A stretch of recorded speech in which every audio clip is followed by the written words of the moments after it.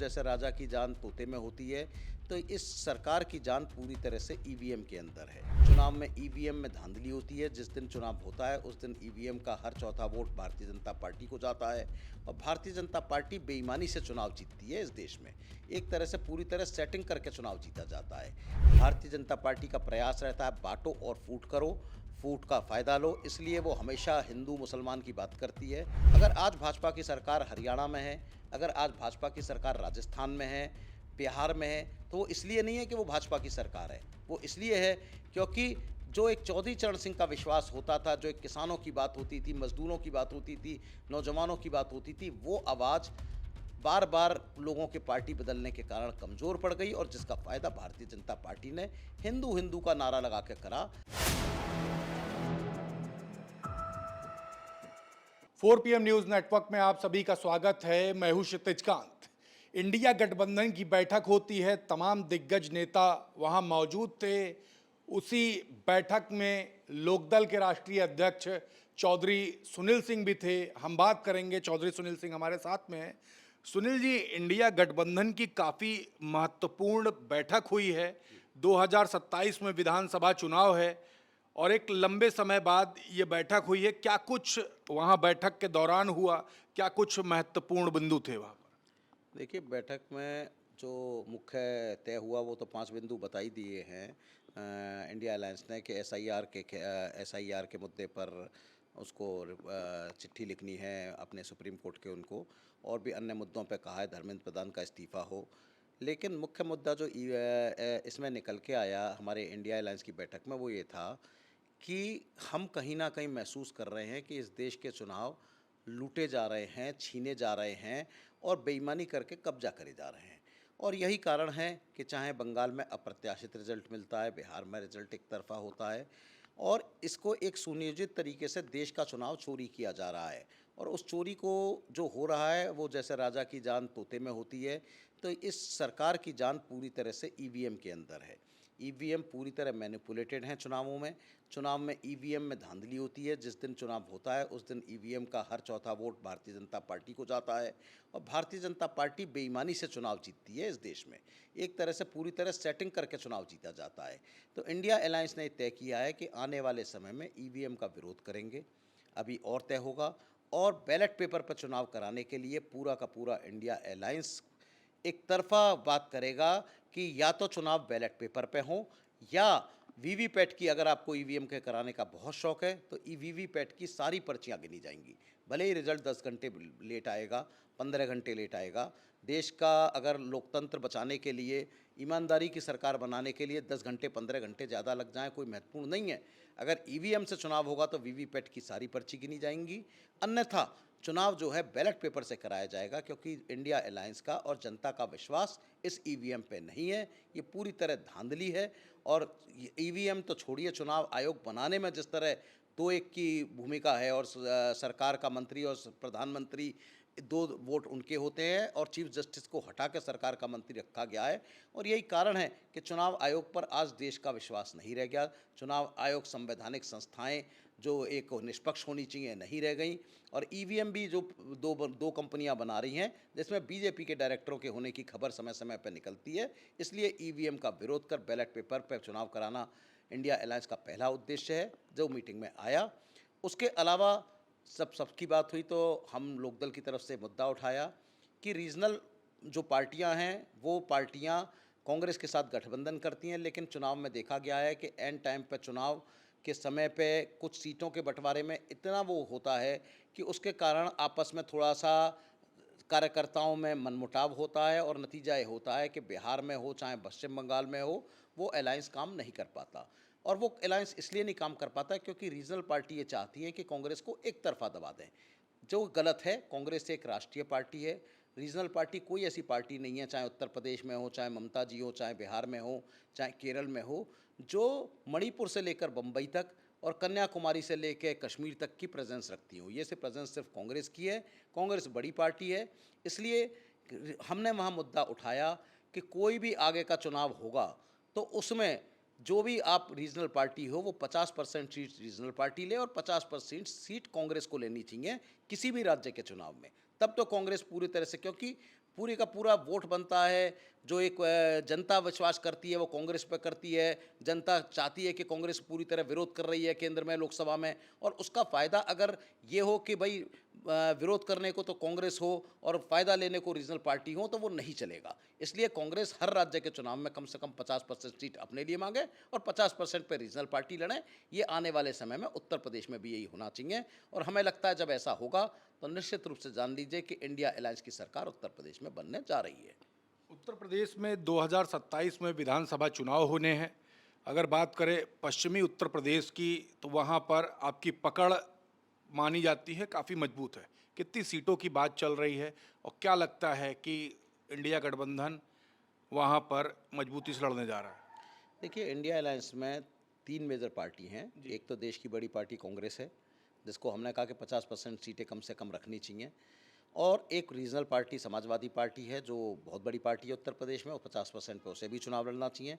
कांग्रेस को अपनी सीटों के 50% में से सभी पार्टियों को एडजस्ट करना चाहिए जो आज हम उनके साथ हैं, और भी हो सकता है आने वाले समय में और दल भी साथ आएँ, तो उनको भी कांग्रेस समायोजित करेगी। तो हम ये लेके चलते हैं कि जिस तरह से पहले राष्ट्रीय लोकदल लड़ता था, तो 10% सीट 100% में 10% लोकदल को मिलनी चाहिए, क्योंकि पूरा पश्चिम उत्तर प्रदेश, आप सहारनपुर से लेके आप आगरा तक और इधर तक जहाँ तक भी आप देखेंगे, पश्चिम उत्तर प्रदेश में लोकदल की एक पहचान है। चौधरी चरण सिंह और लोकदल और किसान की जो पहचान है, उसको बनाए रखने के लिए उत्तर प्रदेश में लोकदल चाहता है कि उसे कम से कम 35 सीटें दी जाएँ और कुल सीटों का लगभग 9-10% सीटें मिलें, तो ही लोकदल को जो सम्मान मिलेगा उसका असर पूरे के पूरे चुनाव पे पड़ेगा, और इंडिया अलायंस बहुत मजबूती से चुनाव लड़के उत्तर प्रदेश में सरकार बनाएगा, और उसके बाद में देश में भी सरकार लोकदल बनाने का काम करेगा।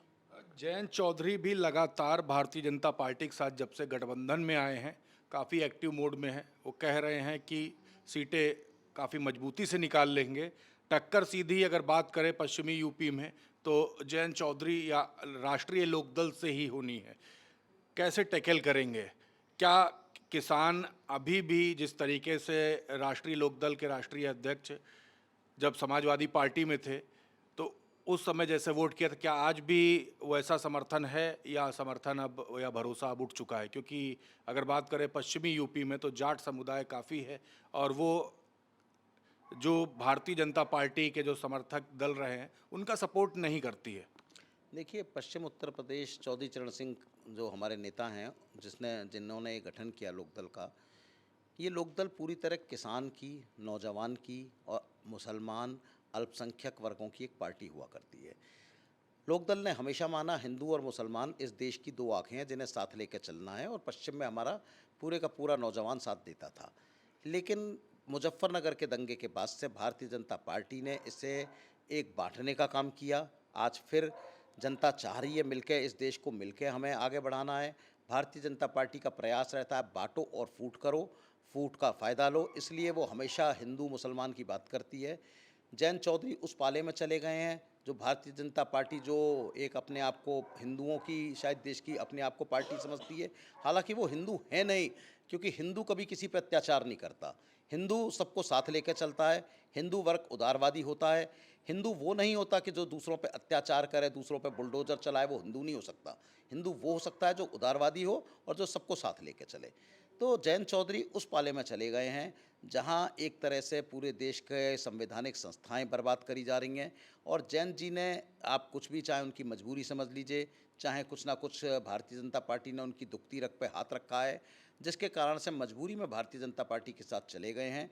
और जयंत चौधरी तो शायद जो कुछ करेंगे, लेकिन पूरे के पूरे किसान वर्ग का भारतीय जनता पार्टी से विश्वास उठ गया है, और जयंत से तो अब विश्वास का कोई सवाल ही नहीं उठता, क्योंकि जनता जान चुकी है कि कल आप इंडिया अलायंस के साथ थे, आज भाजपा के साथ हो, कल किसी और के साथ हो। तो ये बार बार अपनी आइडियोलॉजी बदल कर, जैन जी ने जो चौधरी चरण सिंह की, ना तो वो पार्टी चला रहे, वो पार्टी भी जो राष्ट्रीय लोकदल है वो कांग्रेसी नेता कल्पनाथ राय की बनाई है, तो एक नकली पार्टी चलाकर आप लोकदल का नाम इस्तेमाल करके जनता को बहला रहे हो, बेवकूफ़ बना रहे हो, सिर्फ इसलिए कि आप चौधरी चरण सिंह के बेटे हो।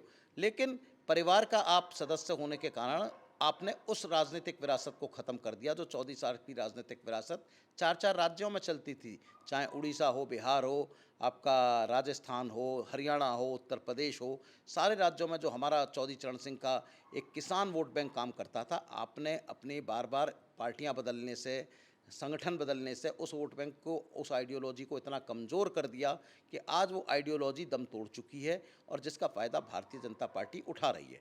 अगर आज भाजपा की सरकार हरियाणा में है, अगर आज भाजपा की सरकार राजस्थान में है, बिहार में है, तो वो इसलिए नहीं है कि वो भाजपा की सरकार है, वो इसलिए है क्योंकि जो एक चौधरी चरण सिंह का विश्वास होता था, जो एक किसानों की बात होती थी, मजदूरों की बात होती थी, नौजवानों की बात होती थी, वो आवाज़ बार बार लोगों के पार्टी बदलने के कारण कमज़ोर पड़ गई और जिसका फ़ायदा भारतीय जनता पार्टी ने हिंदू हिंदू का नारा लगा के करा।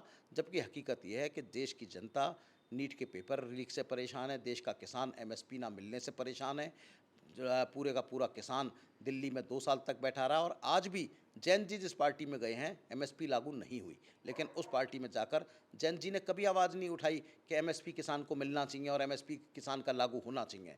तो भारतीय जनता पार्टी तो बड़े अडानी अंबानी की पार्टी है, वो कोई आम आदमी की पार्टी नहीं है, आम व्यापारी की पार्टी नहीं है, वो चंद उद्योगपतियों की पार्टी है और जैन तो उसमें गए हैं तो उन्होंने अपने राजनीति का अंत कर लिया है और लोकदल उत्तर प्रदेश में चौधरी चरण सिंह की और किसानों की आवाज़ उठाकर वो वजूद बनाएगा जो एक वैक्यूम हुआ है और भारतीय जनता पार्टी को उखाड़ फेंकने का काम लोकदल करेगा। एक आखिरी सवाल ले लें।